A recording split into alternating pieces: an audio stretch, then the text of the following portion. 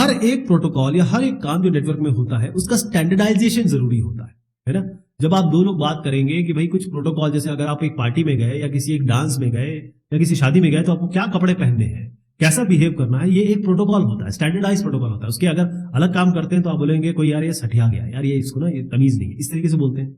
Standardisation इसलिए जरूरी है तो पूरे टेलीकम्युनिकेशन वर्ल्ड में जो सबसे बड़ी एंटिटी हम समझते हैं वो है ITU, इंटरनेशनल टेलीकम्युनिकेशन यूनियन। पहले तो यूनाइटेड स्टेट्स का था, अब ये आप ये समझ लीजिए कि ये उसके ऊपर लेवल पे आ गया, पूरे विश्व के लिए के स्तर पे ये आपका टेलीकम्युनिकेशन वर्ल्ड में लीडर है। इंटरनेशनल स्टैंडर्ड वर्ल्ड में अगर आप आइए, टेलीकम्युनिकेशन की बात कर रहा हूं तो ISO है, जैसे अभी हमने बात किया कि ISO वैसे लेयर आई ही ISO के कारण है, NC है, NIST है, IEEE है। ये IEEE के बारे में बताता हूं मैं अभी आपको। इंटरनेशनल स्टैंडर्ड वर्ल्ड में आपका जब हम इंटरनेट के बारे में बात करते हैं तब क्या क्या आ गया, IAB है, इंटरनेट आर्किटेक्चर बोर्ड, RFC है, request for comment, internet research task force है, IRTF, IETF है, इंटरनेट इंजीनियरिंग टास्क फोर्स। ये इंटरनेट के हो गए। तो ये सारे नाम आप सुनेंगे और जानेंगे कि ये मैंने आपको हायरार्की भी बता दी।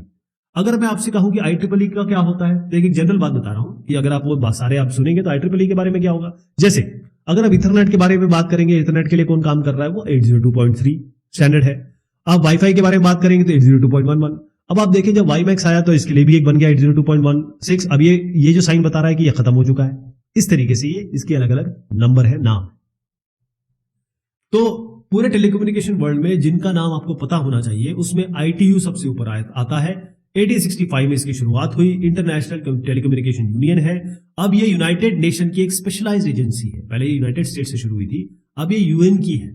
तो जो टेलीकम्युनिकेशन स्टैंडर्डाइजेशन सेक्टर है ITU-T, इसके बारे में हम ज्यादा बात करेंगे क्योंकि हम टेलीकम्युनिकेशन के बारे में बात कर रहे हैं और इन्होंने टेलीकॉम इंडस्ट्री के लिए, दूरसंचार की इंडस्ट्री के लिए बहुत काम किया, उद्योग के लिए। फिर आया फिर दूसरा नाम जो है आया, तो इस तरीके से सीरियली आप नहीं देखेंगे ईयर वाइज, लेकिन इंटरनेशनल ऑर्गेनाइजेशन फॉर स्टैंडर्डाइजेशन, जिसको हम देखिए IOS बन रहा है, लेकिन ये है ISO। इस तरीके से नाम चेंज है, ठीक है जी। बोलते हैं इसको इंटरनेशनल ऑर्गेनाइजेशन ऑफ स्टैंडर्डाइजेशन, है ये ISO। तो ये सारे स्टैंडर्ड बनाता है, इसमें बहुत सारे स्टैंडर्ड है, मैनेजमेंट स्टैंडर्ड भी बनाता है। इंटरनेशनल इलेक्ट्रो टेक्निकल कमीशन है IEC, ये सारे इलेक्ट्रिकल और इलेक्ट्रॉनिक इंडस्ट्रीज के लिए स्टैंडर्ड बनाता है।